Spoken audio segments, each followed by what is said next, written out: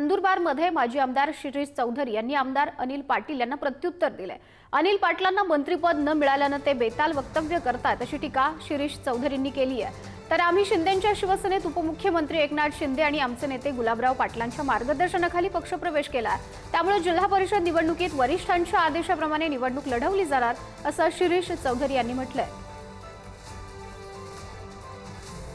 आमदारांनी बेताल वक्तव्य केलं कारण त्यांना या वक्तव्याचा कुठलाही अधिकार आहेत नाही, ते त्यांच्या पक्षाचे आहेत आणि शिवसेना ही माननीय एकनाथ शिंदे साहेबांच्या नेतृत्वावर आम्ही तिथं आलेलो आहे।